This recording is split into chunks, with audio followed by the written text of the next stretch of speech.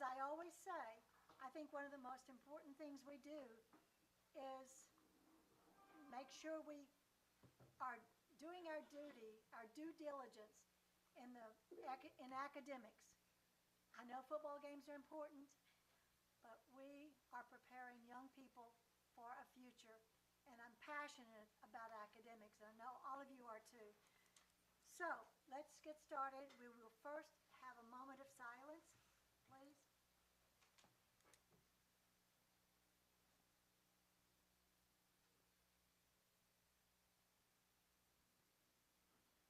Thank you. And now the Pledge of Allegiance. I pledge allegiance to the flag of the United States of America and to the republic for which it stands, one nation, under God, indivisible, with liberty and justice for all. Okay, there are a few things I have to read, if you'll bear with me. This meeting is held in accordance with the Freedom of Information Act. The news media has been notified, and a copy of the agenda has been made available to the public. This meeting is open to the public, and the public is welcome to attend in person. All persons wishing to attend the meeting by virtual means may do so via YouTube, Sumter School District Board Meeting, and Sumter School District's Facebook page. Vision. Sumter School District is committed to educating, empowering, and enriching the lives of all students to reach their full potential. Mission. Sumter School District is committed to providing a safe, nurturing, and high-quality educational environment that supports diversity and equips students for local and global success. There are a number of committee members, and I'm just going to say this. We have just recently combined two committees. The Curriculum Instruction and Assessment Committee has now combined with the Fine Arts, and there will be times when there will be more of a focus on fine arts. And then as tonight we sort of agreed this is the time that we wanted to hear from our experts. Whether you like to know it or not, you are the experts. You are the ones who are in the trenches, working with students, working with academics.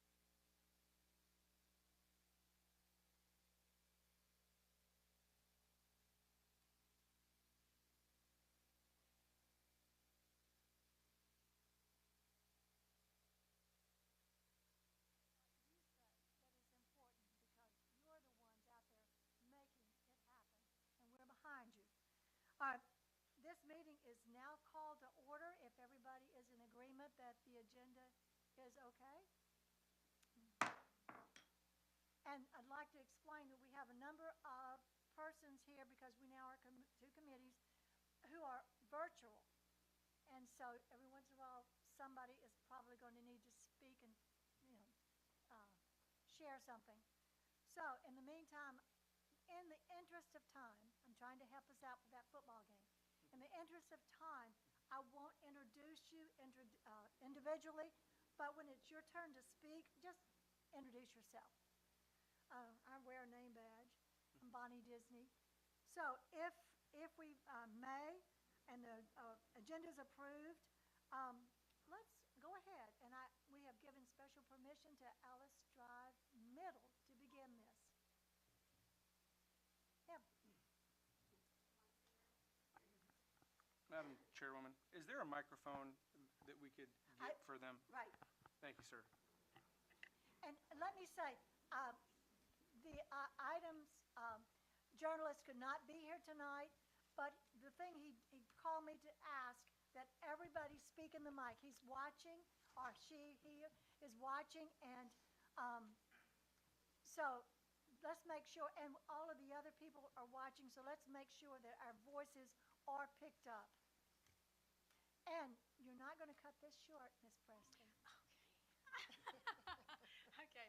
I know we're teasing you about the football game, but that's part of our, your school culture, but we are excited about the football game. But any time that we have, that we can share and really brag about our teachers and what's going on in the building, we do love this opportunity, but we do also love all the camaraderie and all that, and that's part of it. That's part of the school life.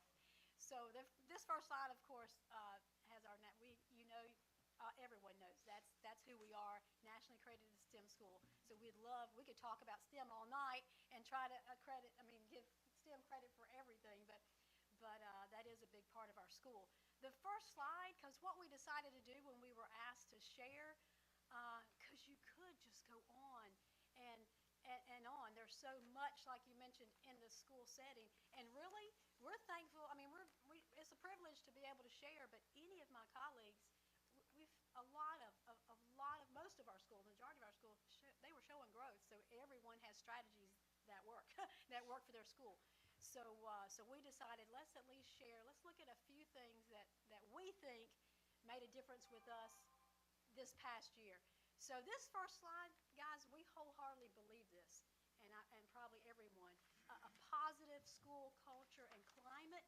And not that we have arrived at that. That is something you have to work at all the time, because different things going on, pandemic to different losses. There's just so many different things that contribute to your school culture and climate. So, but for us, that is number one, with a big focus on relationships.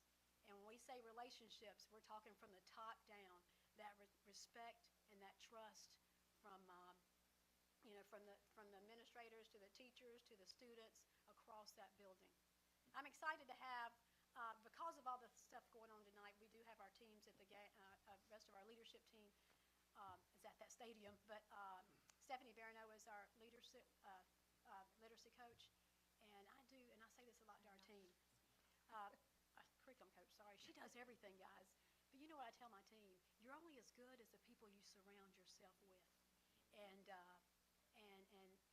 I feel like top-notch curriculum coach. I mean, but you build that team, and that makes the difference. But so we're just going to kind of go back and forth and share a few things. But all right, so I will speak on the empower part. That also goes long under culture and climate. That is something that working for Ms. Presley, like I can tell you, is the heart of Alice Drive Middle. She is very much into growing leaders amongst our staff as well as in the classroom with our children. We are constantly wanting people to step up and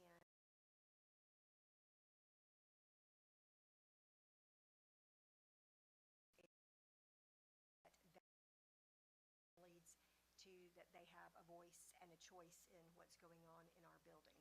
And so from surveys that we do with our staff all the way down to surveys that are done with our students, choice of professional development to choice of activities that the students do, we believe that if you want buy-in, then you need to have both of those things there.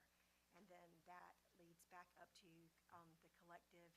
The students during that test month, I mean, you'll be surprised what a difference that makes in your test scores.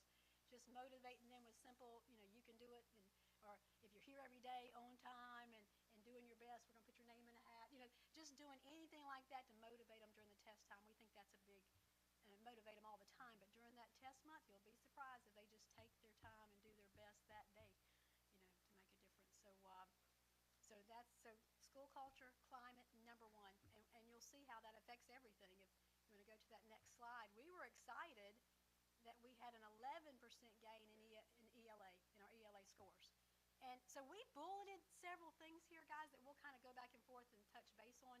Team planning as far as the ELA, and those teachers plan together, do their lesson plans together. And hog learning questions. When you enter our hallways, there's a huge poster here. I'm going to read it so I don't leave off one.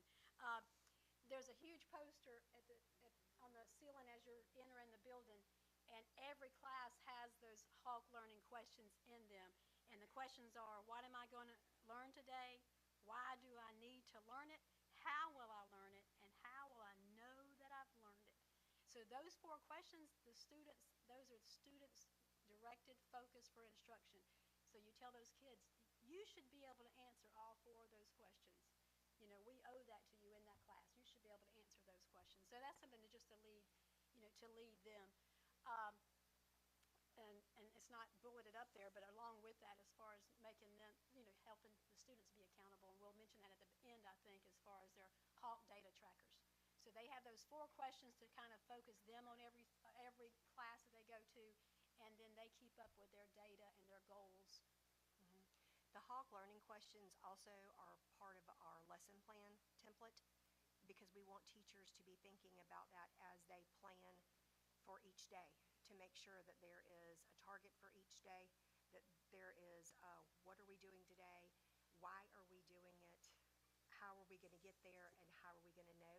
And so if they keep that in mind as they plan, then it makes their lessons more effective. So then we have our common assessments. When we plan together, we also have a template that the teachers use, and we love Mastery Connect. I cannot say more about Mastery Connect. Mastery Connect allows you to either create your own test using a test bank, or you can follow someone else that teaches the same thing you do within the district, within the state, in the United States even. And you can pull from the standards you are assessing test questions that are very much like what you would see on state testing. And you can choose the rigor of the question, whether it's DOK 1, 2, or 3. And so you cannot take children who are coming from a pandemic and throw a test at them every time that's a DOK 3 and expect them to succeed and not feel defeated. But we believe that those questions are important to use as bell ringers, Hawk warm-ups, what we call it, or Hawk focus, as an exit slip to see if they know what they're doing. Because it instantly gives the teacher the data, so they don't have to take the time to grade anything. It tells you whether the student has mastered it, they are approaching, or whether they do not know it, so you know immediately whether you need to reteach or not. Sometimes you find out when you are going over that, though, you don't need to reteach. It's the rigor of the question. And I think that is where we are failing when it comes to the end of the year testing, is I think we're doing a great job with teaching. It's the rigor of the questioning and is not as difficult as it needs to be. And then when they see it at the end of the year, I don't think that is a true assessment of what those kids have learned over the course of the year. So we've got to ensure that they are seeing more rigorous questions. And Mastery Connect, like I said, that's a really big thing for us to make sure that we're using that. When they analyze common assessments, the data at the click of a button pulls up where they can look at item analysis, they can compare themselves to another teacher that's given the test. It's all done beautifully for them. So it takes the work out of it for them, and then they can actually start talking about, well, what did you do that your kids scored higher than what I did? Then it goes down to strategy. And so the multiple strategies that we use to teach, that is an extremely important thing to us, that we do not have a one-stop shop. Depending on a teacher's personality, depending on the students, depending on the day, things need to constantly be able to be fluid in a classroom. And our job is to teach these children the standards the best way that we know how. That's where we drive everything that we are doing with them, is through standards. It's not through a program. And so we believe wholeheartedly in using all sorts of strategies to teach these standards. So we even sent out a Google form at the end of last year and said, what things do you like best in your classroom that you use with the kids that you think are effective? And based off of that data, we purchased Kahoot and quizzes. We actually got a free year subscription from MobyMax, because MobyMax knew how much we liked them, but we could not purchase, and so they gave us a free subscription. We have bought IXL. We use ExactPath, but we don't use one thing. We mix it up according to what needs to happen in the classroom and in order to keep them engaged. And so there's not one sole pathway to our success for our 11% gain in ELA. I think the biggest thing goes back to that culture, and the relationship piece is why we had an 11% gain. And so At the bottom where it says committed, I mean, the teachers, and you're exactly right, that's why I said that one frame, we could talk on that one frame, but just to throw a quick story in there as far as our ELA gains, and I'll let you kind of pick it up because you really worked hand in hand with those teachers. But we lost a teacher after the first 9 weeks, the first quarter. So we lost a teacher and made these gains. But when that happened, our leadership team, came together. Ms. Barano, as curriculum coach, stepped up to the plate. We had to use the Apex, and she set that up, grade book up. She did all that. Kept in contact with all the teachers, all the assessments with the students. But what those ELA teachers did, if you'll share with what they did, that's where that game came from. Right.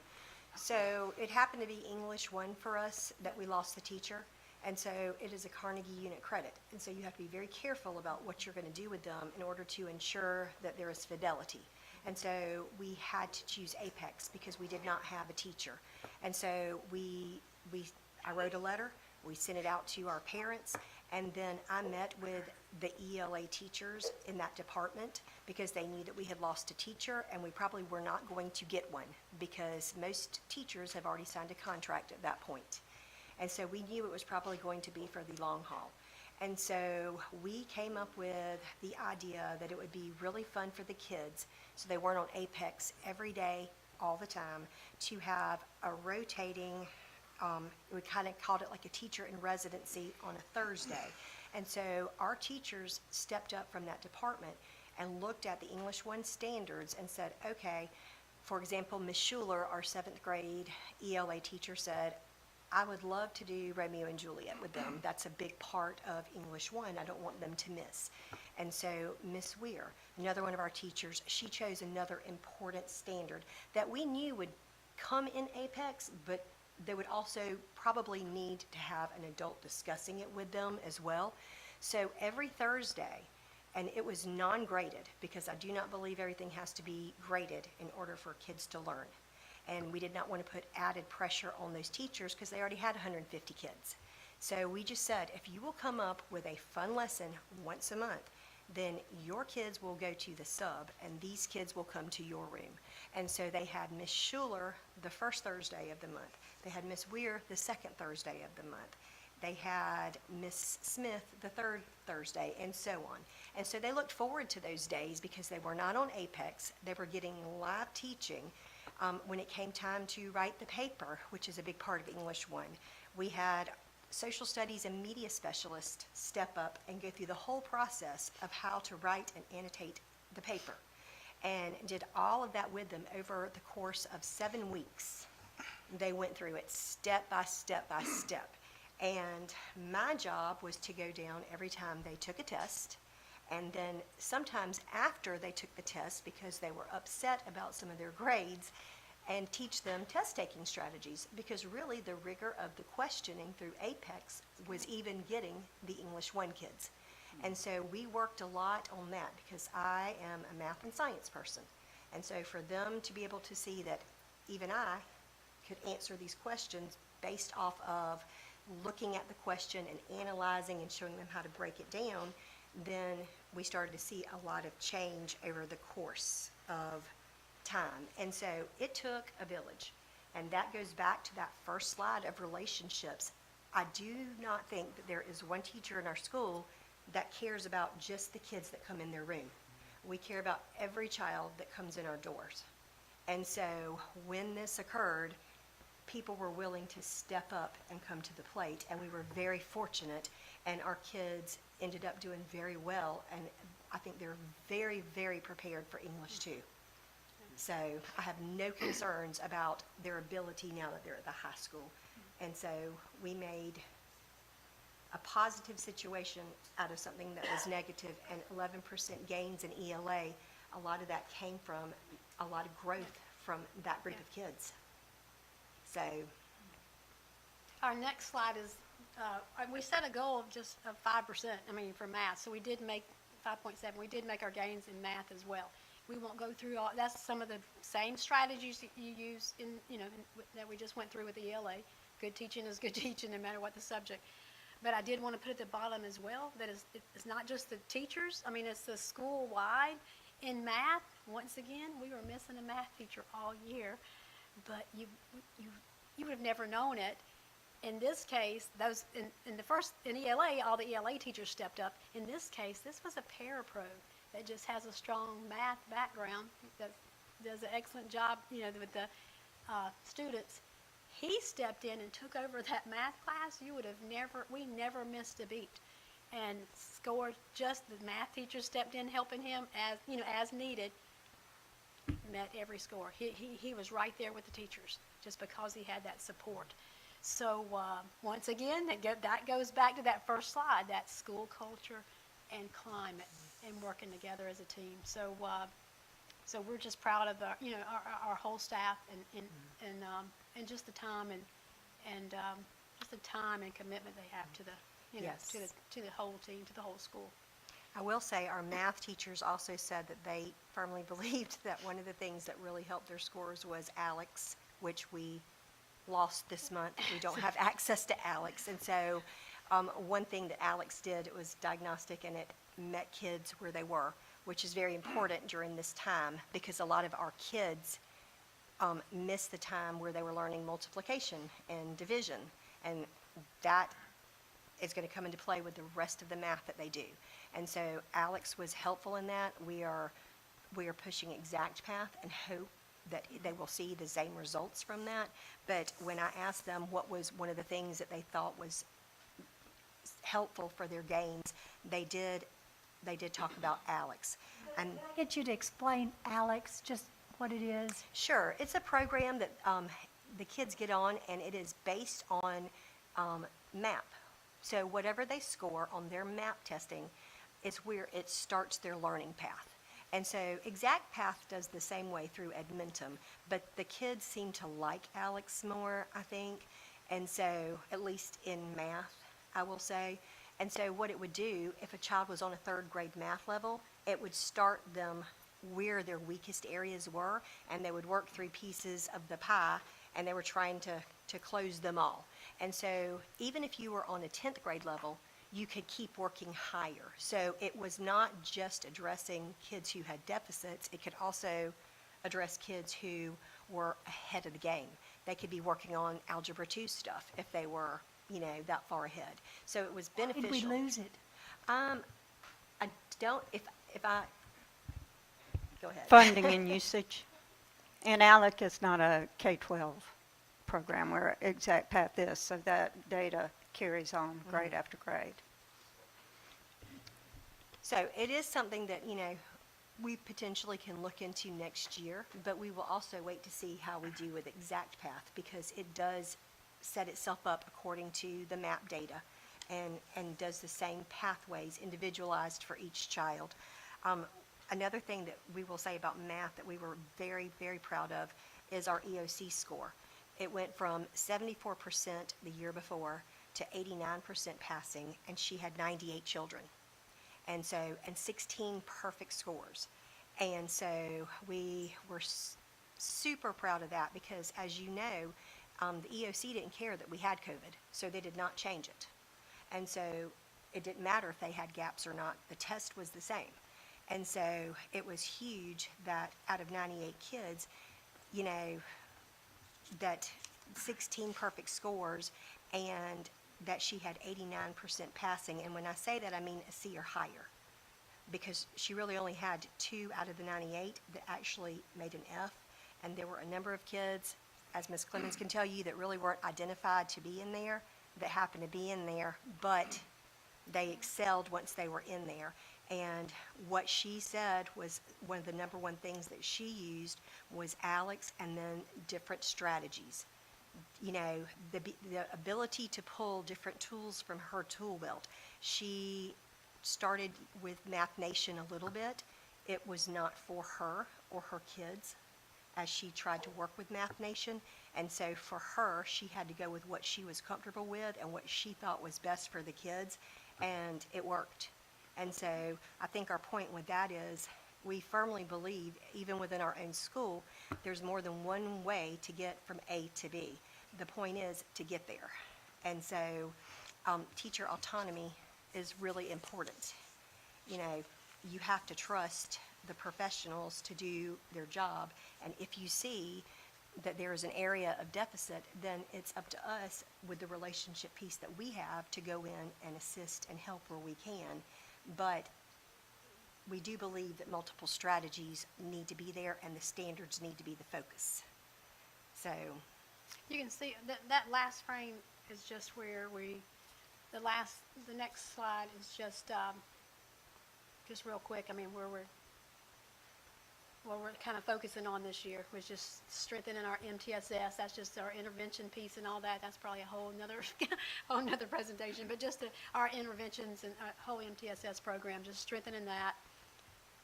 And our HALT data trackers, anytime we can strengthen that as far as bringing the kids involved in their taking responsibility for their scores. Continue working on our culture, climate, the rigor, and keeping students engaged. and we have started with the Renaissance program. Yeah, we look at, when you're talking about the culture and the climate, I mean, some things, guys, you can't teach. It's just your heart, you know. But I mean, but some people you have to help along. Okay, so we did look at, you know, at the Renaissance, and everyone that uses Jostens has access to Renaissance, and that's free if you use them. So that's just a whole program that they'll map out for you, some things to do to build your culture, you know, in your building. So we're kind of looking at that this year just to add, because some things come natural to some people, some do not, you know, as far as the culture and climate. I will also say, with the culture and climate being so important too, we have also made sure that we have some goals for our school this year based off of our scores, and everybody is in it together. So ELA is not carrying that on their backs themselves.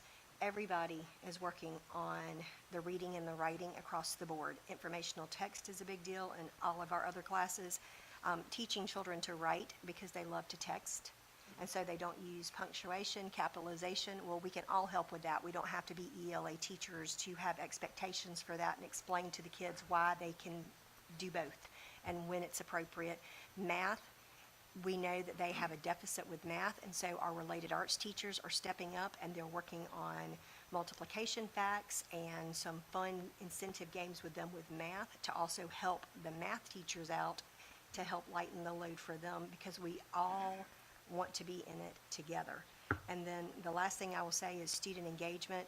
The great thing that Sumter School District has been doing is they have had the coaches coming together for over a year now, and we have created what we call a toolkit that's got some wonderful strategies in it, and we are working with our teachers and allowing them to learn these strategies and support them and putting them into play in their classroom, especially for that we do part where the kids are connecting with each other, because that's really important, especially since the pandemic, that they learn to talk to each other again and learn from each other.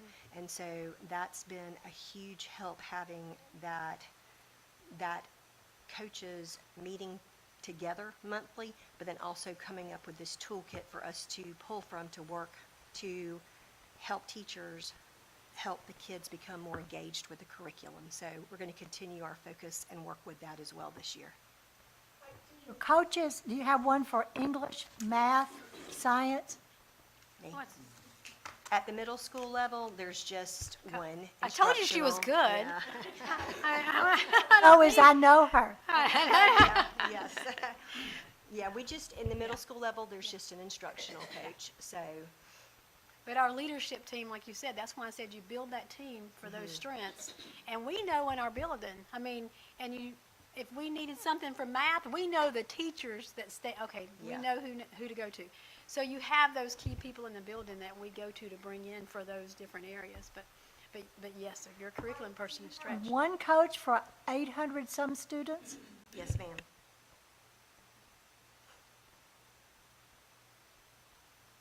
Now, we have one of our teachers that, when we moved with our STEM program, you know, we were the first in the nation to get recertified, because it was during the COVID time when some people kind of stepped back. So that was a piece of our recertification. We wanted to add someone to help us with that STEM, to run with that STEM piece. because there's no way a curriculum coach, could, so we have, Dr. Mashna Gouda in our building, and she does a little bit of, but her focus, we just call her, she's a lead teacher is what we call her, STEM lead teacher, but we do pull her, try to work our schedule, if we can pull her to focus just on STEM. So we do that within our house, in-house with our allotted positions that we have. It's nothing that we've asked for in addition, but we just, that's why I say we make it work in-house. Would you allow some of our folks here to ask some questions, and then we'll hurry up? I know you need to go. Oh, no, that's good. Madam Chairman, I'm actually not really known for asking questions, so I'm just going to jump right in here. That's not true. First of all, I want to say thank you for all of you. This is the folks in this room right now is the collective brain power and loyalty to this community and this district is beyond words. And so I just want to say thank you to each and every one of you for what you do day in and day out. We know that the two most important people outside of education or outside of the family in education is the teacher and the principal. And that is very important to me because you all create the climate and the environment in which teachers operate and children learn. And so that said, hats off, okay? I just have a couple questions specifically, and throughout the meeting, I'm going to ask whoever presents these same questions. Do you know how many certified vacancies you had last year, off the top of your head? The certified vacancies, we had the math and the ELA. Yeah. Okay, just 2 vacancies. Okay, all right. And we keep hearing, and obviously it's causal. I think at this point it's not even a correlation, where we're excelling and improving in, we have certified teachers, and where we're not, we don't. It's that simple. And so I think that the executive staff here is making a great effort to explain that to us. How do we get there? I don't know. We have to rely on the experts to help us with that. So you had 2 vacancies. I just want to ask you, and obviously you don't have to answer right now because the bosses are in the room, but do you guys rely and gals rely on Kelly Services heavily within your particular school? And if so, is it hurting or helping? I'm going to put you on the spot. Is it hurting or helping? Yes. As far as the subs, as long as if they're in the system ahead of time, if you're talking about that as far as getting subs? Correct. Well, just Yeah, having, well, I mean, just the academic achievement and output. There are times that I hear, and everything obviously I hear I have to take with a grain of salt because there's so much misinformation. But I hear oftentimes from folks that that Kelly Services is a kind of double-edged sword. It does meet a need, but it also is more of a short-term fix and Band-Aid to a long-term problem. And so I guess what I'm asking is, do you see, if you're not using Kelly Service, well, I guess it's kind of a null question, but if you are, is it hurting or helping you in your academic achievement? We use Kelly Services, but how we use them, we realize they are subs. So they don't have the background and the knowledge that we have. So just the story we just shared with you, we had a Kelly sub in that ELA room. But when I met with her and I said, this is what I need you to do. We know what kids need. Sure. We know what, so I need you in that room doing, basically, she was the supervisor and, just management. And she did a wonderful job, Miss Moses. Okay, Excellent, long-term sub. But all the staff stepped up and brought Supported. and did Okay. the actual teaching. She managed it. If we didn't have her, I mean, we had to have her to manage the class. Sure, understood. And then, I will say, though, she was the third one. The first 2, it was yeah, we had to horrible. find the Okay, right one. okay, It all was right. So, horrible, all right, the I guess first that's 2. what I'm asking. That we went through It's 2 a in mixed 2 bag. weeks. We went through Okay. 2 in 2 weeks, and it was awful. And then Miss Moses came along, and she is a retired educator. Okay. And we got very, very fortunate in that she is a retired educator. Sure. And so they could not get things past her. She had that teacher with itness, and so that served us well because she made sure that they stayed on Apex. She made sure that when she saw fatigue with it, that they closed it and they had a novel to read. You know, I mean, Sure. she had that ability. Many of the other ones that come in our building, Okay, so, and I guess They that that's do what this board, and obviously I'm not speaking for the district executives, but, you know, if it's not, if that information is not being shared with us, we have to know it, right? Of course, we have a teacher vacancy that's persistent. We're going to have to fill those voids somehow, but it's, you know, you often have to weigh the pros and cons here. Is it more beneficial to have someone in a seat, or is it more damaging long-term? And so we have to know that. And then I guess my last question would be, if there, now that you have, I've been meaning to come out to Alice Drive Middle for I a know, we've while. I tried to apologize. I want to, I really do, just things get in the way. If you could, if you, now that you have the, I guess the microphone in front of you, and you have the committee in front of you, and the board, so to speak, if you could ask one thing of us to really focus on to help you get past those persistent problems, what would it be? Very big and broad I know, question. it really is, because, but- I mean, like, and you kind of mentioned it before, I mean, I just appreciate the fact that they let us run our schools. I mean, I'm saying, so, because when we said, like the new curriculum, and this is not, you know, some of the new stuff we're introducing this year, some teachers, you know, kind of, you know, how we talked about, and we were talking about that today, they, you know, they struggle with change some, but we said, hey, guys, especially our those master teachers, we said, hey, take this, let's see, you know your kids, you know, take this curriculum, you know, let's look at it, fill in the holes, you know what, your toolbox, like she mentioned. So I just appreciate the way that we can, you know, we're able to not tie our teachers' hands and say, you have to do this or you have to do that. Like that, you know, like the Algebra 1 teacher she talked about. If we'd have told her, no, you cannot do that, then she got 16 perfect scores. So especially those master teachers, you know, your brand new teachers or you know, all of us have teachers that need that extra support. So, but just the freedom that we have as leaders because we know our people. So, I mean, just to continue that, and I mean, Well, thank you. That Yeah. that doesn't answer the question directly. Yeah. I'm offering you Well- but that's okay. That's good because you're giving the district the due credit they deserve, and Right, so I just yeah. want to say I appreciate. Anytime we need it. That's you know, right. yeah, so we're Absolutely. good. All right. Well, thank you for that. I appreciate it.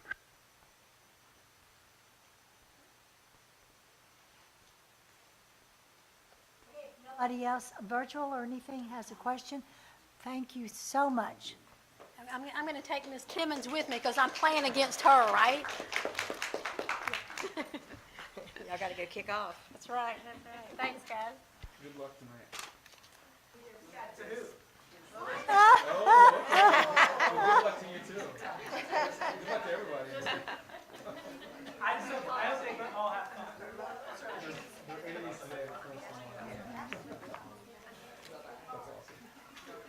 All right, Dr. Wright is going to decide who is next, whether it's Hillcrest Middle or Alice Drive Elementary. All right. I mean, I would let ladies go first, but I was going to flip the coin. keep it alphabetical. All right. Well, welcome. It's really odd for me to present while sitting down. I have a lot of energy, but I'm going to do my best. That's not a requirement, because I don't like to sit either. If you want to stand and move around, but just make sure you speak in the mic. I'll carry them. I don't want to make everybody too nervous, but yeah. All right, so I'm on. All right, let's go. All right, so yeah, this is just our title slide, so we can go to the next one. Here's an overview of some things. So when I was asked to do this, I had a lot of thoughts. I think that we could talk for a very long time. In fact, I had planned to. Let me put my phone out here and get a timer going on. A little accountability. But here's an overview. I decided we're going to talk about three major things that we thought were essential for our school. And I sat down with the leadership team at my school on Monday and went through this, and we kind of made all this together. I decided to go ahead and be the one to present tonight, give them the night off. But then I picked the fourth thing that we're really moving forward with. So three major things and then moving forward. So our three major things are culture, which I could talk about for an extremely long time, standards-based instruction, STEAM, and then moving forward with data. So we can go ahead and go on the next slide for culture.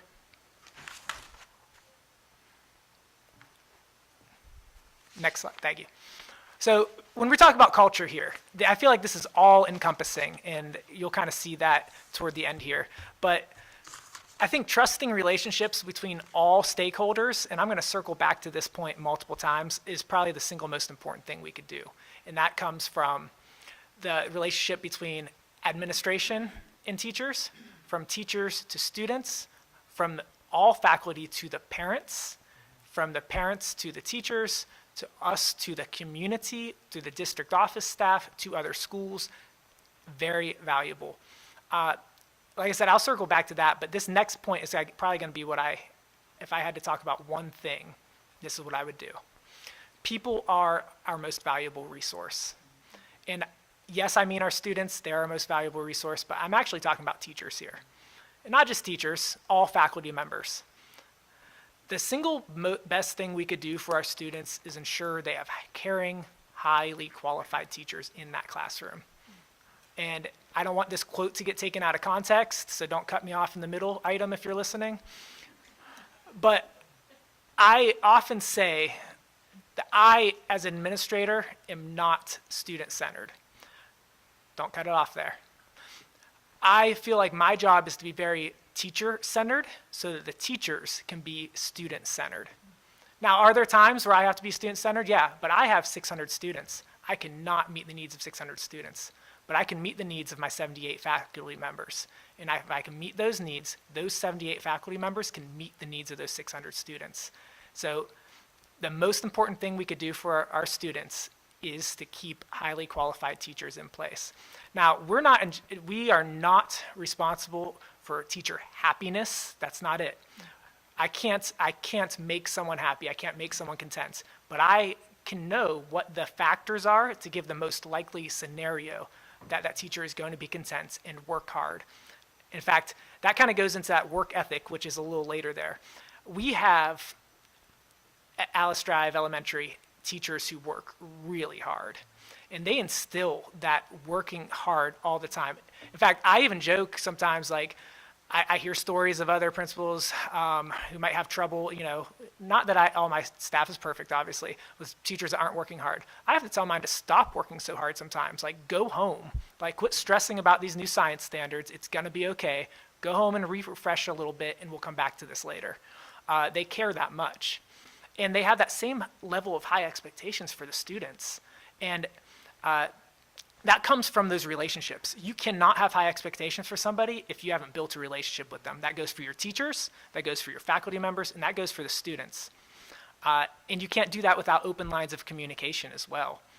Our teachers work really hard to talk with the parents, to build that trusting relationship, that back and forth communication, not just information going out, but information coming back into the teachers as well.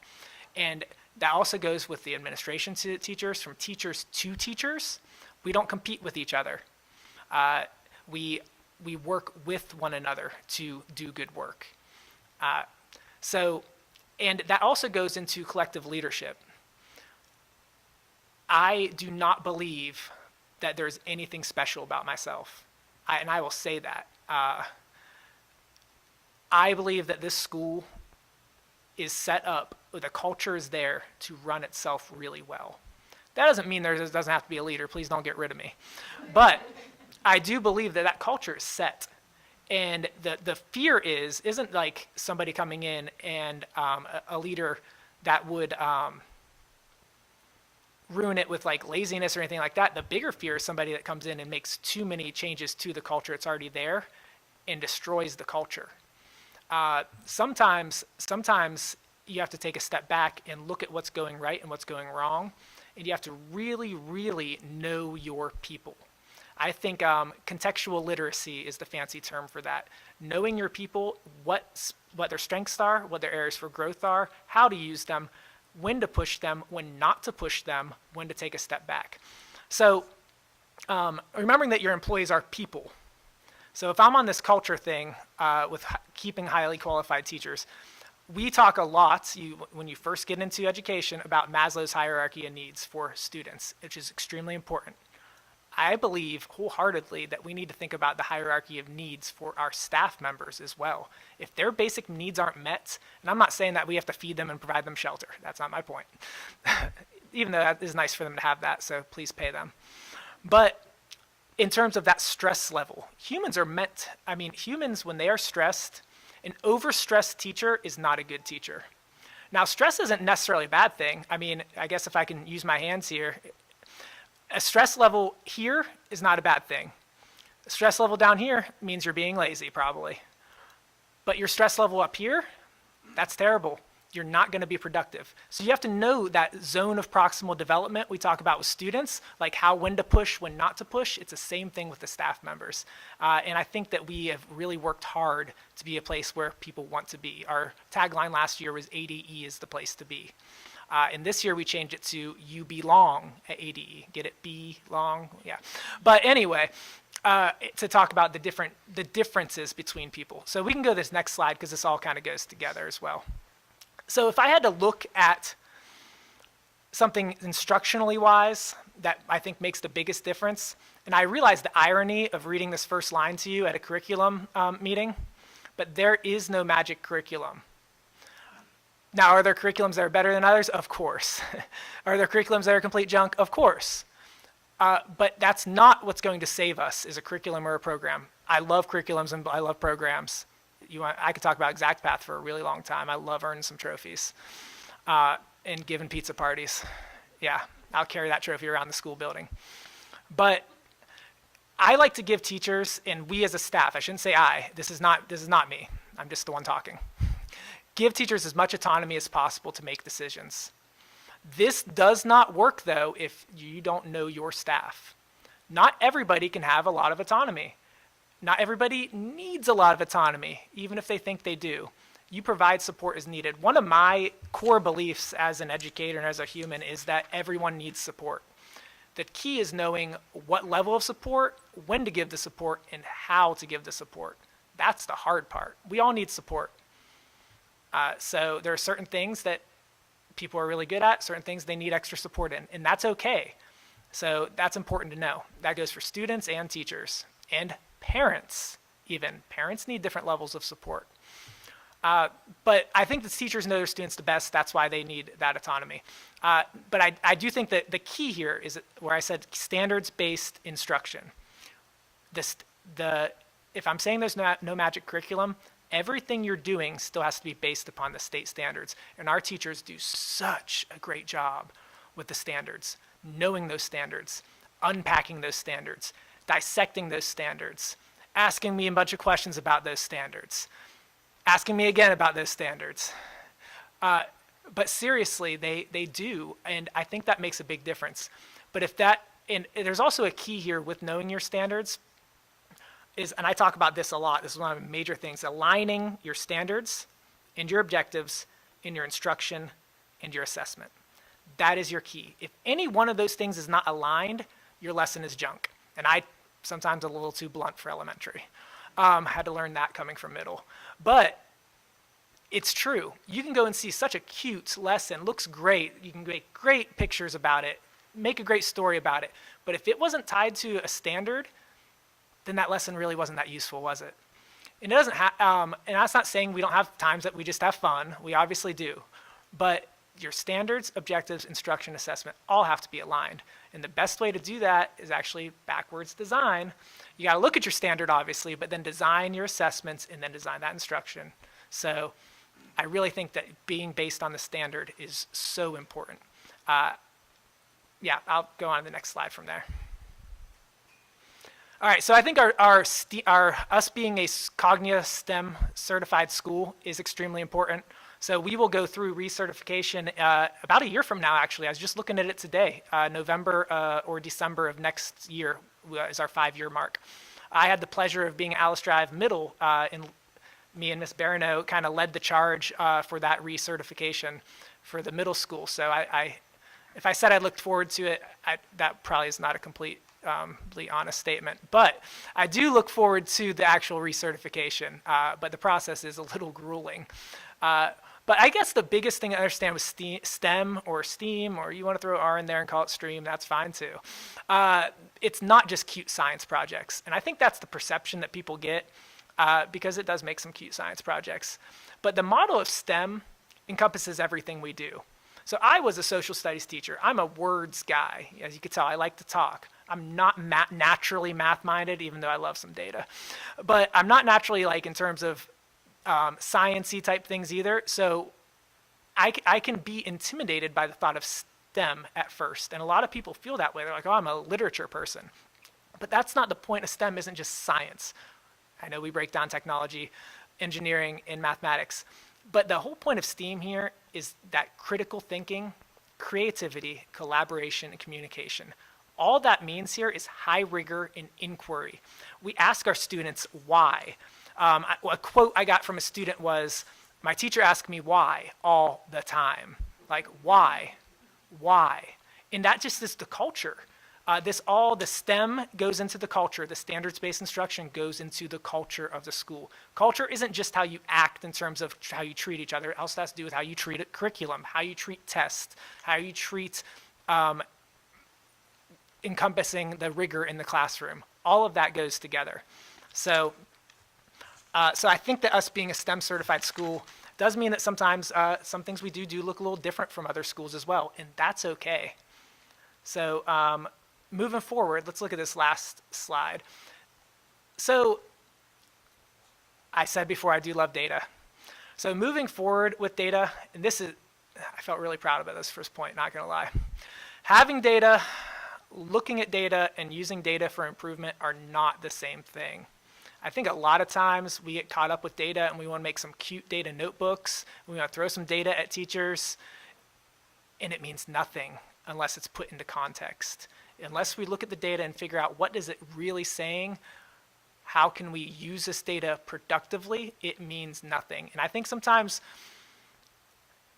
as in general, and I'm not talking about Sumter School District, I'm not talking about my school, your school, I'm talking about the world in general here. I think in human nature, is we have a tendency to, rather than actually try to improve things, we just want to look like we're improving things because we are so overwhelmed we don't know what to do. And that's an example we do a lot with data.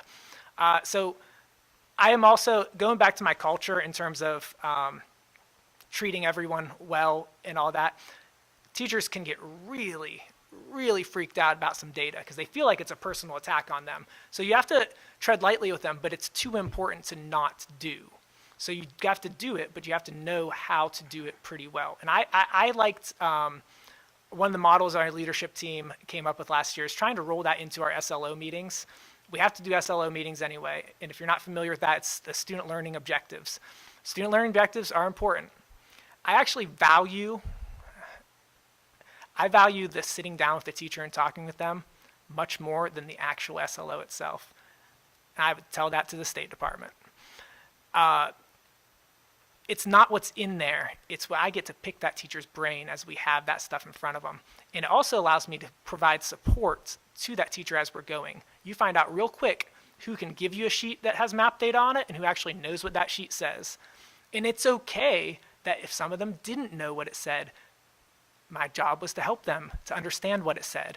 And that was a big thing last year to try to get there. And I tell this story a lot about map data. At the beginning of last year, as a school, we have the fantastic culture. It's there. Some of the data stuff had got kind of lost during COVID time, and teachers hadn't really been using it as much in terms of map and SE ready data. So a lot of trepidation at the beginning of last year about map data because they realized, oh, we're really going to look at it this year. We had the winter SLO meeting in the fall for SLO meetings, went over all the data, had the map in the winter, and there was still a lot of different feelings about the map data. But by the time we made it to the spring, the whole culture had shifted in terms of teachers were running to me to show me their map data. It wasn't me like, hey, I got to show you this. Running to me, emailing me, come check this out, come congratulate my class. Like, that's what I wanted to see. If I would have started at the beginning of the year like, hey, we need to fix this now, this stinks, that would have never happened. We had to make it a process to go through that map data, learn what it means. When people don't understand what something means, they immediately think something's wrong with them, and they're fearful and they want to fight it. People have got to feel safe. All right, so I'm at 15 minutes right now, I was timing. Improving our MTSS process, that's a big thing for us, and that involves using data. In Tier 1, I'll stress this, Tier 1, which is your baseline instruction for everyone, is still the most important aspect. You can intervention all you want, but if you don't have your Tier 1 instruction working, your interventions are not going to be what brings you up. But if you have a good Tier 1, then you work on the Tier 2 and Tier 3. And that's kind of what we've been working on. I have fantastic reading interventionists. I cannot speak highly enough about our reading interventionist and our reading coach now who's doing some intervention. We got a waiver to do that through the state.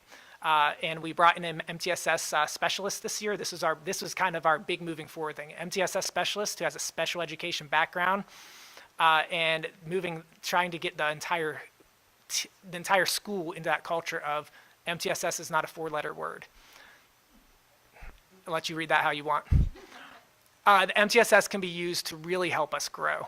All right, so going on the next You will, slide. just give what MTSS means. Oh, thank you. I thought you were going to It's make me an explain my acronym. joke. It's an acronym. Oh, yeah, the multi-tiered systems of support. So it's basically the idea that you have generally about 80% of your students receiving Tier 1 instruction, and then you have about 15 or so percent of your students that get the Tier 2, and then Tier 3 is your most intensive supports. A big key to this, though, and this is the hard part for people, is those Tier 3 and Tier students are still receiving Tier 1 instruction, and that classroom teacher is still responsible for most of their instruction. That's a hard thing for people to get. And it's not just the path line to special education. Does it often lead there? Yes, but that doesn't mean that's intention. It's not the intention of that. So anyway, this is my pyramid to kind of show what I think is most important for our school. And I guess the point of showing this is, and this is one of my life mottos too, is you're going to be busy, you're going to be stressed. You have to do the big things first. Culture does not work. I mean, none of that data would not work without the culture being there. The STEAM would not work without the culture being there. People want to be there. Standards-based instruction does not work without culture. It all goes together. And I think that ends my my time up here. I could talk for another hour, but yeah. All right. Madam Chairwoman? Go ahead. Sir, could you repeat all of that? I'm kidding, I'm kidding. That's fine. I have notes. I have more. Excellent presentation. Just a couple questions, sir. First, same question. Do you recall how many teacher vacancies you had, certified teacher vacancies last year? And did it have an impact on this? Yes, it had a huge impact on this because I had 0. Okay, all right. So yes. So then the next question, Kelly Services would not apply here. And the last question I have, if there are any persistent issues that result in thwarting or thwarting the academic output at Alice Drive Elementary, and you could tell the board the one thing that you would like us to focus on, what would it be? Empowering and retaining high-quality teachers. What I put in that first part, I do believe the single most important thing we can do for our students is retaining and empowering high-quality teachers. So, because it's no secret, they're not just beating down our doors to get to our schools. So it takes a whole mindset shift. That's why I put culture at the beginning there. You have to sell yourself. We talk about appeal as a district, right? So we have to appeal to people and make them, and we have to think long term. We can fix the things now, but we have to appeal to the younger generation as well. So Excellent, thank you. high quality teachers. Well, good thing is we have a superintendent that also very much shares that perspective with you and lets us know regularly. So thank you for that.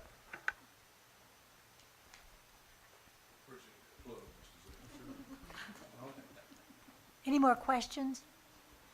I think, let's say, all of a sudden, you had military wives who were teaching and they're PCSing, and you've got 6 new positions, one from New York, one from Tennessee, one from da-da-da. What's your strategy? All these teachers, you have 5 new teachers teaching 1st, 2nd, 3rd, 4th, 5th, And you, Oh, they're all new teachers? they're all new teachers. I thought you were saying I had to fill 5 vacancies, because I got 3 student teachers right now. And that would be my first step, would be to fill those vacancies. You asked me if I got a bunch of vacancies. And these are people who are not got 'em. familiar with our standards. Not familiar with our standards? No, because they're coming from different states. Yeah, that's fine, because our teams, our grade level teams, work really hard together. And I think that's the key too. It's not even about the administration. The administration can overlook these things. I mean, not overlook, oversee. Don't misquote me there. Oversee these things, but that teams have to work together. So that person coming to that first grade team, I know that the other 3 teachers on that team are going to work with that teacher with the plans and the standards and get them to that. In that culture, they'll feel it immediately.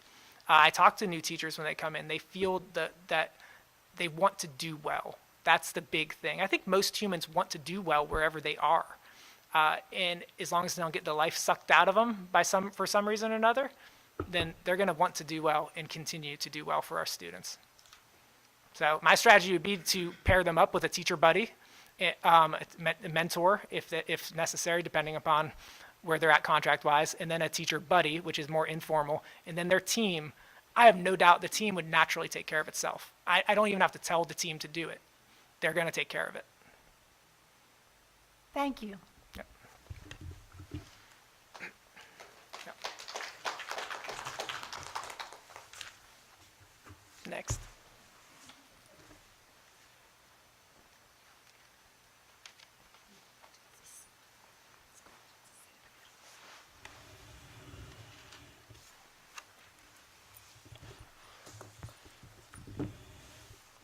To Chairwoman Disney, Dr. Wright, committee members, good evening, and greetings from Hillcrest Middle School. I am Tarsha Staggers, principal, and I have with me this evening I'm Lauren Canty, assistant principal. And Misty Robertson, curriculum coordinator. The mission of Hillcrest Middle School, as you can see there on the screen, is believing, achieving, and succeeding through academics, citizenship, and service. Everything that we do at Hillcrest falls under academics, citizenship, service, and I'd like to add shared leadership to that. Next slide, please. I'd like to pause at this point and say thank you to the Hillcrest family. That's our parents, our students, our staff, and our support system on our school report card rating. Without them, this would not have been possible. We have a lot of challenges at Hillcrest, but this is one of our biggest challenges here, trying to retain certified teachers. And if you look here, you can see the number of vacancies we have for 2022, 2023, and 2023 and 2024. If it's green, I have filled those positions. If it's yellow, we either had a permanent sub or a virtual teacher. And if it's red, those are vacancies. And if you can see right now, for 23-24, we have 2 vacancies in the area of mathematics and 1 in the area of science. So we're still looking for teachers. Once again, I thank my staff. We always make it happen. It is not just one person doing it, is a team effort. I'd also like to commend my colleagues sitting behind me and out in the hallway there on their growth as well, because we as a district grew this year. So hats off to them as well. Next slide, please. One of our strengths at Hillcrest is shared leadership. And these are just some of the individuals that we call on from time to time. Now, these are not all of them, so don't go out and tell them, oh, she only had certain pictures up there. But these are just some of the staff members that we call on. They have gifts, they have talents, they have special areas, and we utilize them to help us grow. Now, it is a twofold thing. We help them grow, and at the same time, they're growing too. Sometimes that leads back to our vacancies. They become marketable and they go to other school districts, other schools, or other agencies. So sometimes it really hurts us, but again, it helps us too. It is a joy as a principal to help someone grow, and it just really warms my heart when I can help someone move to the next level. Next slide, please. Academics is very important at Hillcrest. We have high expectations for teaching and learning. We analyze data weekly in our PLCs. As a matter of fact, we had one today, and we looked at writing samples from all the core area classes. ELA, math, science, and social studies, and special education. And what we realized today is that we have some work to do. So tomorrow we have another PLC with the ELA department where Dr. Kempton is coming to work with our teachers. So it is an ongoing process. We've started early. We realize that we have some room to grow, so we're getting right on it. But this is something that we do on a weekly basis.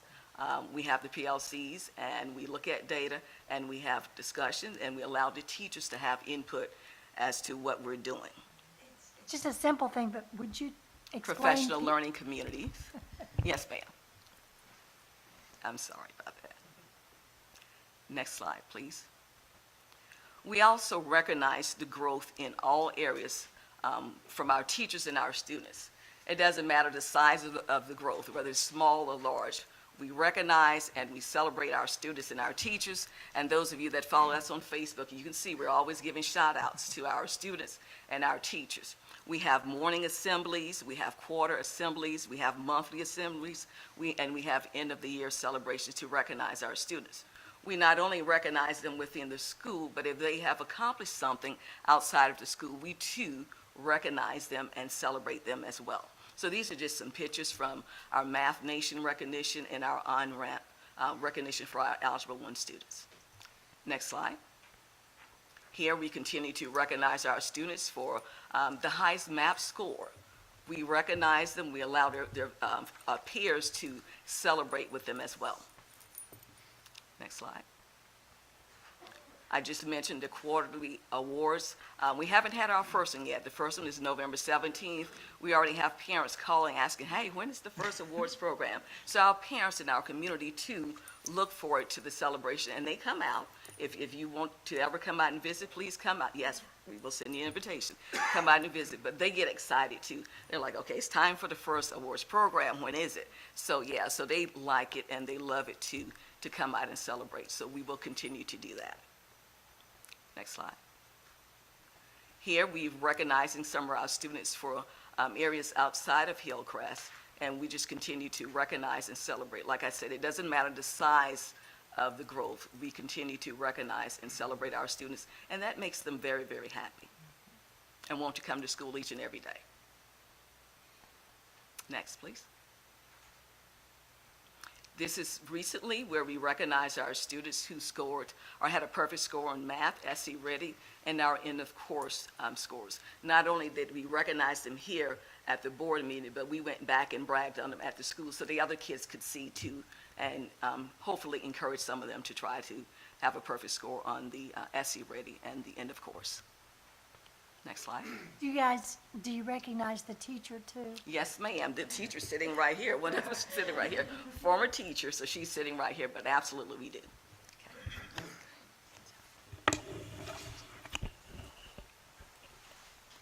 Okay, I'm going to speak a little bit about the rigor. The rigor is definitely very important. Our student engagement in our meeting today, in our department meetings, that's something that we did talk about. We analyzed some recent observations that were done and just looked at that data from that information and talked to the teachers about the rigor in the classroom. Okay, next slide, please. Active professional learning community is very important. Like Ms. Staggers says, we have those weekly. Today was department meetings. So we've talked about school activities, district coaches come in and talk with us as well. We discuss data. We have had Ms. Morton comes in and Ms. Owens. So we have lots of people coming in, our support system there. So our teachers have a voice in those PLCs and what we discuss as well based on a teacher's needs, based on their survey that they completed. It's important that we have notes. Those notes are sent out the night before so the teachers have time to look through the notes and see what we're going to be discussing the next day. We just recently did peer observations. That was exciting today in our meetings. We got to discuss what we saw with, we did peer observations with the opening of the lesson with bell ringers. So we came back to the table today and discussed that. What did we learn? What did we see? So always opportunities to grow. Okay, next slide, please. Okay, I believe organization matters. Our school believes that. We have a staff and a school calendar. to try to keep us all organized, very important. Again, meeting agendas are very important that we have, so our teachers can be prepared and know what's coming up. Weekly updates, Ms. Canty sends out a weekly update, and I also send out a weekly update. We have a Schoology page so the teachers can go where all of our resources are there as well, so they have that to go to. So we also have other meetings, like we said, department chairs, faculty advisory council, grade level chairs, AVID meetings, MTSS, and so much more. So we have lots of meetings where we sit down at the table, and I learn so much each day as we meet with the teachers and we have those discussions. Okay, next slide. So not only is our organization that's important, but our students as well. We have binder checks this week. We have those bi-weekly. This week they had binder checks, all of our students. We have Teach Twos. They do Cornell Notes in the classroom. And that's across the board. All teachers should be participating with Cornell Notes. We had a discussion about that today in our meeting. AVID binder checks, like I said, goal setting and data talks, that's so important for our students. And you can see that there's a picture of our students and they're grading each other's binders. So they take ownership for that. Can I ask you about AVID? Yes, ma'am. Are y'all pleased, are you pleased with it? Oh, I love AVID. I had the opportunity to work with the AVID class last year. Yes, ma'am, I love AVID. It's part of our school culture. It's who we are. You know, AVID promotes that organization, and that's so important. So, yes, I love AVID. So you think the price is worth it? Yes, It is a ma'am. pricey program, Yes, ma'am. so.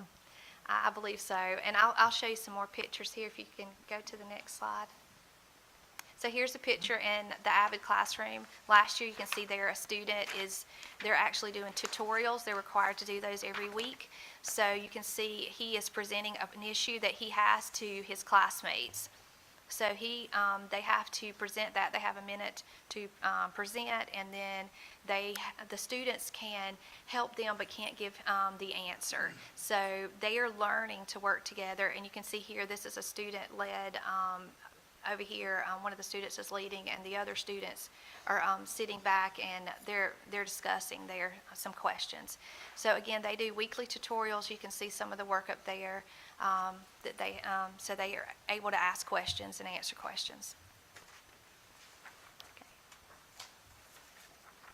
Okay, again, AVID is part of our school culture. We have implemented this year Athlete of the Week. I love doing these. So teacher spotlights and Student of the Week. It's always, it's something exciting for me to get to, talk with parents, talk with students, and interview them. That's so exciting. We do positive awards for our students and Wildcat Wilds for our staff. So there's always a reason to celebrate, and people appreciate, having those celebrations. And here's just some pictures around our school. I realized we have new students on campus at the beginning of the year, so we did meet the cast of HMS. So we had some pictures of our staff members so they would know, hey, these are the people in the building here. So definitely AVID is part of who we are.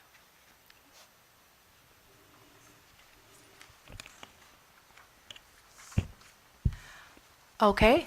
I want to first start out by talking about, in my research for high academic gains, one of the things that was quoted in an article that I read is that that we must educate the whole child. And to educate the whole child, we have to have social, emotional development, productive instructional strategies, a supportive environment, and a system of support.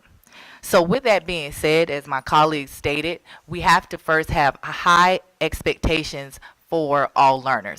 So we do that in supporting our students academically, behaviorally, and also by making sure they come to school every day. So we make sure that our students, when we see that they are lacking in certain areas, we provide after-school tutoring for those students after school, and that's actually going to start next week on November 6th, where our students stay after school, and they get that extra support from teachers in the areas that they need to improve in. We also have a summer learning program that we implement each summer, and we had one this past summer, and that helps to fulfill those academic gaps and also to prevent that summer slide that we know students have when they have a learning loss over the summer. So therefore, when they come back to school, the teachers can spend a little less time reviewing those previous things that they may have lost over the last school year. Also, we have parent-teacher conferences and parent-student-teacher meetings.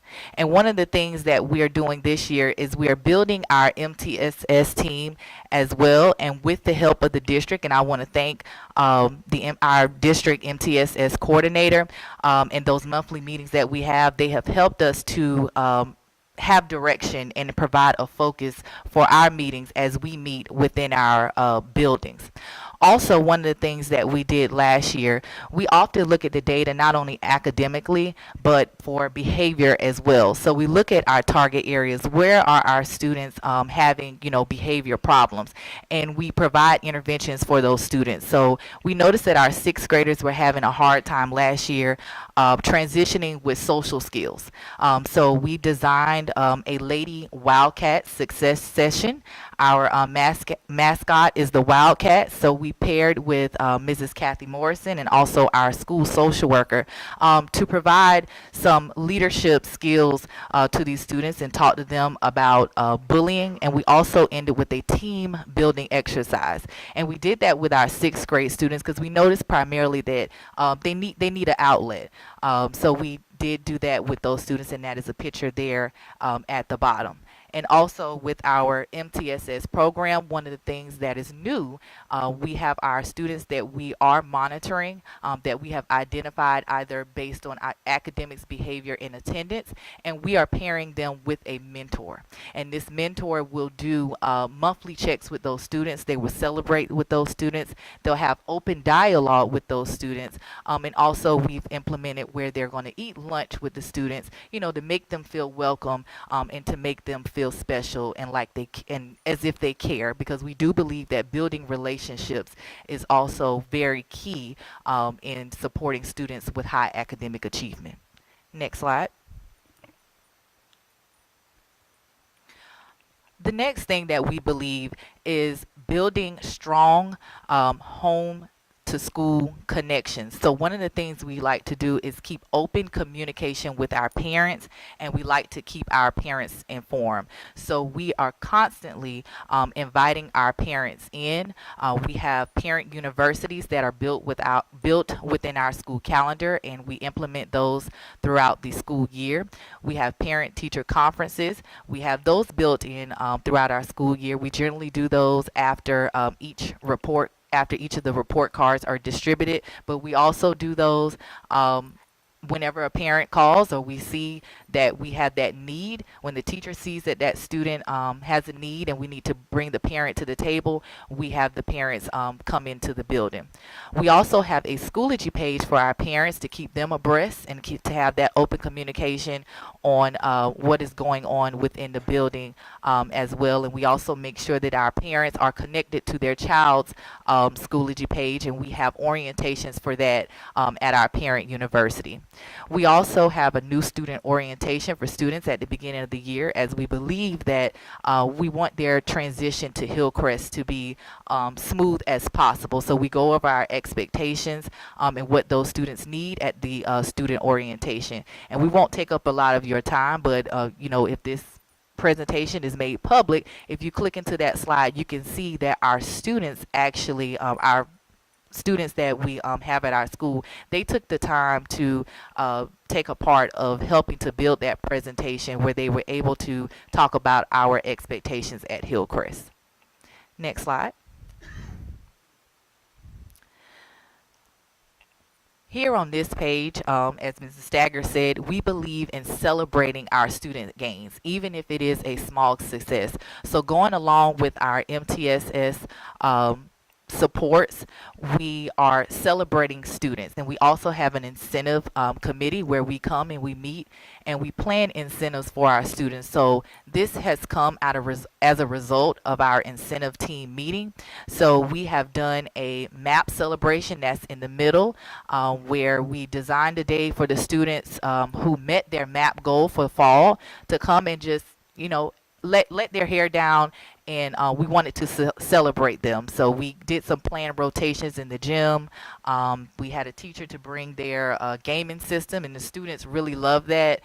We had some games on the stage, so the students really took a liking, and they took a gravity to that, even so much that the students who did not meet their goal, they said, wow, I'm going to work harder next time so that I can attend that celebration.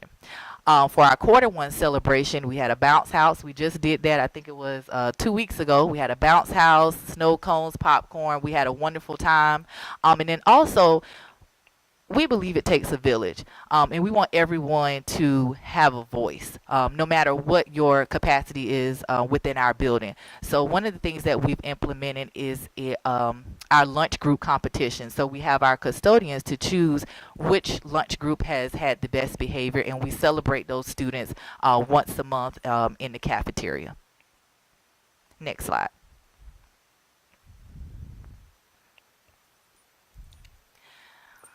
Next, we believe in an open door policy. So if anyone comes into our building, we don't turn them away. We don't shy away from those persons coming into our building. So we believe in having a strong community partnership where we use our community resources, and we also utilize our district support personnel as well. So you can see our instructional innovation specialists, Mrs. Morton and Mrs. Owens. They come into our building and they're doing a wonderful job working with our teachers and providing those resources.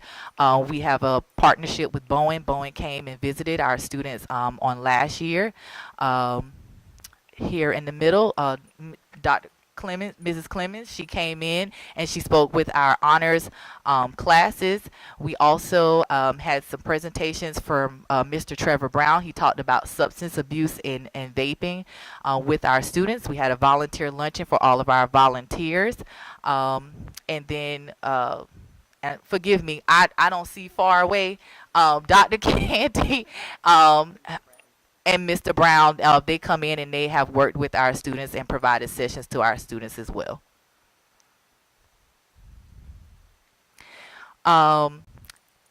We believe that we have to be of service, and then we also allow persons to be a service of us.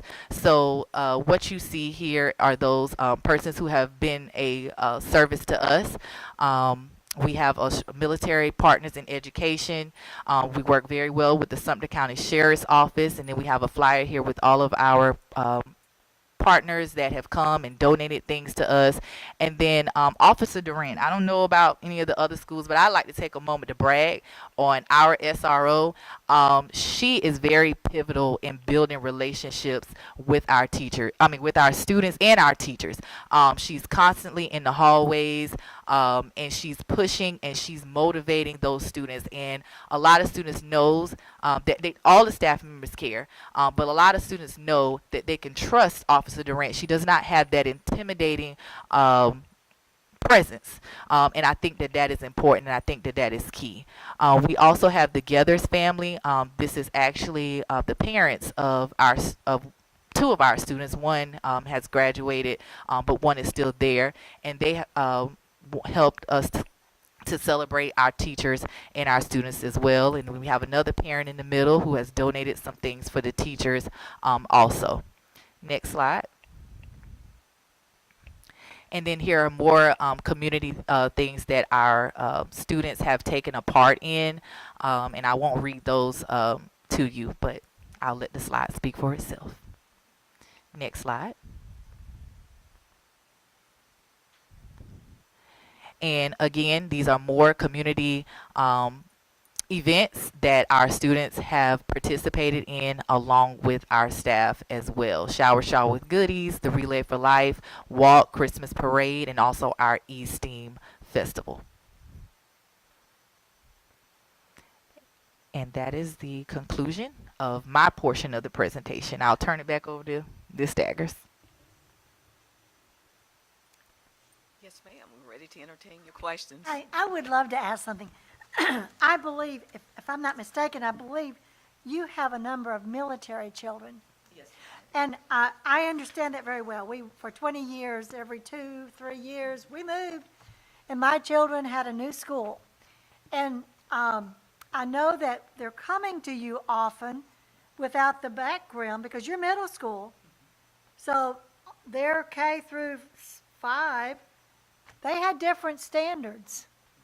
They lived in maybe Germany, or in our case, Karamazov, Turkey, or wherever, Japan, Texas, different standards.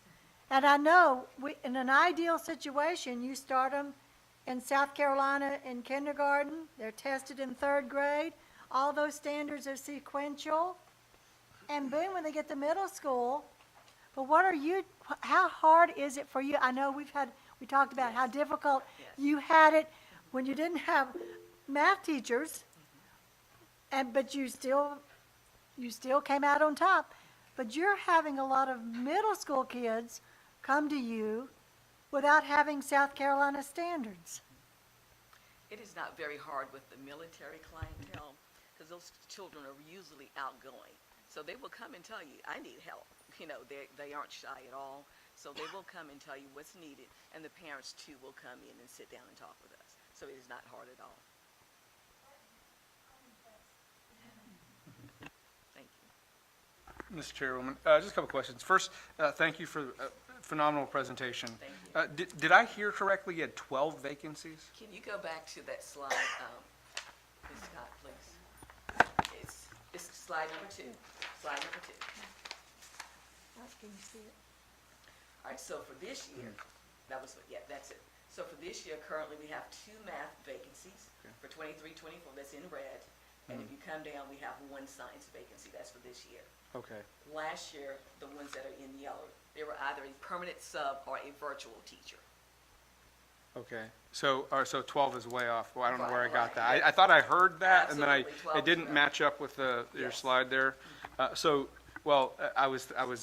mean, that kind of answers my question. If you had 12 and you're still performing at that level, that's, man, what are you It does, doing, it's not right? well. But either way, you still have vacancies, and Yes. so, that is a challenge, obviously. And so it sounds to me like you all are taking that challenge and then adjusting fire, if you will, and still achieving high results.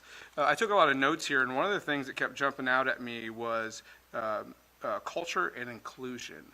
It sounds to me, whether it's students from all backgrounds, whether it's military, whether it's our staff and faculty, everybody's being engaged to reach that high potential, correct? And so keep doing that. Thank you. I mean, that's what this district needs. I think that we continue to do this. We build on that. We see year over year great improvements. And so I'm very thankful to see that and hope to be a part of it.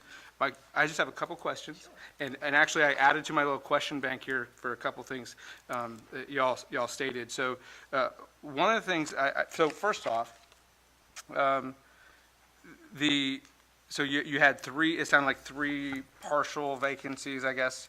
Okay, so, For this year, is what you're talking about, this year? yeah, or for last year. For last year, we had 1 Oh, I permanent see sub it. Okay, in okay. PLA and 1 All right. vacancy in Okay. PLA. All And then right. for science, we had a virtual teacher. Okay, how does that, I mean, I don't want to get too far on that. I'm sure I'll Our ask. kids don't do well with the virtual Okay, teacher. They I'm guessing so as well. they Then that's, do not do well with the virtual teacher. superintendent recently expressed concern with virtual learning Yes. with us, and correct me if I'm wrong, Superintendent, he said that these are the things we need to put teachers in front of students, right? And that's, unfortunately, we don't have all the teachers that we need to put in front of students, so that leads me into my next question. Are we relying on Kelly Services, and are they helping or are they hurting your particular school? Yes, sir, I have to rely on Okay. Kelly Services to have a body in the classroom. Currently, we have, and correct me, ladies and gentlemen, we have 2 long-term permanent subs from Okay. Kelly, okay? They are open-minded and they listen and they allow us to work with them. Oh, good deal. The good thing about Kelly is if I get a sub in the classroom and it's not working out, I can can just pick up the phone and make a phone call. And that's, That has. and I'm seeing heads nodding in the Yeah. back. I'm guessing that's Yeah, a yeah, stand, that has okay, happened. good, They okay. are easy to work with, so if I have sub A and that sub is not working out, it's just a matter of picking up the phone and having a conversation with Good Ms. deal. Chase. Excellent. Okay, well, thank you for that. Well, that's actually kind of music to my ears because I really thought that they were, our hands were kind of tied No, sir, not at all. once they were brought. Okay, well, that's great to hear. The item should report on that. If there's any persistent areas that you could, I'll save that to the last question. Is our bus driver shortage hurting academic output at your schools? Okay. And to what degree? To a large degree. Okay. Since I've been employed at Hillcrest, we've had a consistent bus, and if I can be transparent Sure. here. Please, yes, absolutely. Okay, I think it's bus 131. It's late every day, and that has been every day for the past 3 years at Hillcrest. It is the bus where a small number of students ride that bus, but they're getting to school about 30 minutes late every day into first period. So they're only getting 30 minutes of instruction in their first Sure, period. understood. And as of recently, bus 132, those students have been coming late, and they've been coming about 8:45 for the past 2 weeks. And we have, I think it is maybe about 3 students that ride that bus,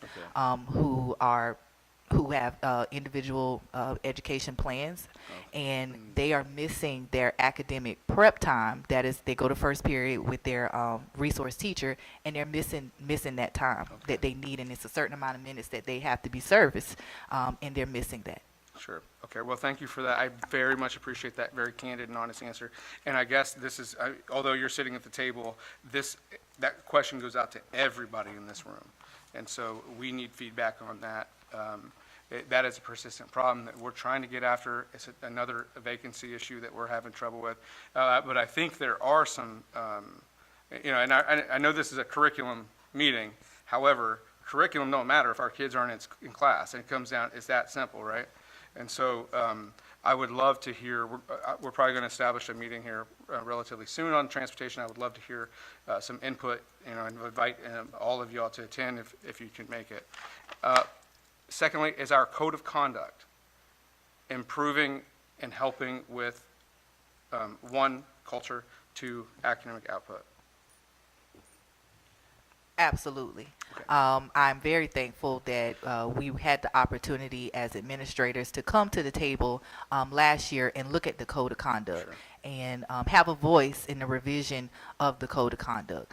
I think it is now resonating with the students that academic comes first. And so we have to have the behavior in place so that the teachers can teach. So with the code of conduct being structured in a way that students don't have so many chances before they are, I don't want to say, Further but discipline, before correct. they're expelled, Right. it is allowing our teachers now to be able to teach with fidelity and teach effectively to students. So I very much appreciate the new revision to the code of conduct. It is certainly helping. Well, I appreciate that. That's actually the answer I continue to get as I walk through the district. Dr. Wright has placed heavy emphasis on this, as well as Dr. Gamble back there, and we very much appreciate it. Like you said, in my opinion, I can't speak for this board, but we're not done with it. We must come back to it, and I think that just readjust, look back, see if it worked. Data is always going to tell us, and I think it's getting some of the big rocks out of your way, like discipline, is something I think that we should always look at. And then one last question as far, so you mentioned the mentor for students, for the kids, for those children that have maybe some problems? Yes, sir. Do you have enough mentors? Or We do you can- have a good bank of mentors to We draw can from? always use more. Right now, like I said, we looked at our students that we targeted, and we have about 20 students that we targeted, but we would like to make it to where, we can have a mentor for every child. Sure. Because, children tend to find something in someone that they can, that they connect with. Absolutely. So, That's absolutely with us being a diverse society, Sure. and having, different qualified individuals to come into the schools, I think that would be good, for our students to have other individuals, not only in the schools, but other persons out in the community, with different careers and different expertise. Sure, absolutely. Well, I would love to come out to visit y'all sometime and kind of see what you're doing in that space and advocate and help however I can. And then the very last question, if I could give you a magic wand and fix, one thing that you could tell this board that you would want us to focus on, one key area outside of obvious what we know exists, what would it be? Probably the same thing that's right in front of us, to Okay. recruit and retain Recruit and highly retain. qualified teachers. Okay. All right. Well, thank you so much for that presentation. I you. appreciate it.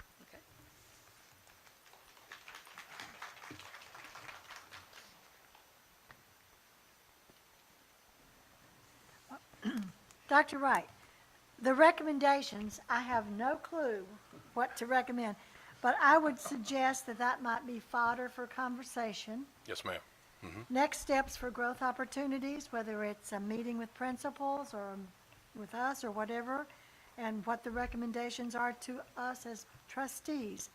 And I would like to officially say, I think you will find your trustees want to be part of that culture and do anything we can to support each and every teacher, principal, so that we can continue being successful. Yes, ma'am. Madam Chair, I would like to remind us of a couple of things, if I may, if that's okay. Absolutely. First of all, thank you for all the presenters that presented tonight. With this evening's presentation, it featured 3 of our highest performing schools according to the current accountability standards. But I want to stress that we have amazing examples of learning going on throughout our school district, in every school, every day. We know that we have a massive hill to climb to all of our points to ensure that all students get what they need to be successful. However, academic progress is being made across our district. The foundation has been laid, and we will build upon it. Although I'm not satisfied or complacent with where we are, I'm proud of the progress that has begun, and I look forward to continuing to grow in every classroom every day. If you notice tonight, we didn't hear a whole lot about bells and whistles, expensive programs, nor did we hear about magic bullets. What we heard is that people still matter. We heard that the right people in the right places facilitating learning works. We also learned tonight that creating and maintaining a learning culture and community is important. We learned that instruction is supposed to be designed to be rigorous, yet meet children where they are. We learned that lessons must be designed to be what I've always referred to as the 3 E's. They must be engaging, they must be full of experiences for children, and they must be full of exploration. We also learned that education must be rotational in nature to accommodate varying learning styles. We learned that a quality teacher in every classroom is a necessity for improving student achievement. However, the cupboard is as barren as it has ever been. So somehow we must put the appeal back in our profession to attract the best and brightest to come and stay. Reading and writing across the curriculum is also critical, as we heard, to student success, because if students can't read, it is much more difficult for them to succeed. We learned that optimal student learning requires an all-in for learning approach, which requires the formation and cultivation of effective partnerships with folks who can and want to help us get better.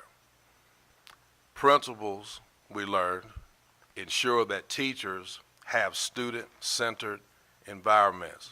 I'm going to borrow that one, brother. I never heard it put that way. And finally, we also heard that leaders celebrated successes of students and teachers' accomplishments. There's an old saying that says, if you make people feel good about the work they do today, they're likely to do more tomorrow. And on the flip side of that, if you make them feel lousy, and I won't finish that sentence. But thank you for giving me the opportunity to speak, and thank you for the presentation, and I look forward to our continued success. And next year, Madam Vice Chair and members of this committee, when we talk about having good and excellent schools present, I guarantee you the number's going to be larger. Thank you. Well, thank you, and I'm going to adjourn us at this time. I think everybody's tired and wants to go home. Thank you.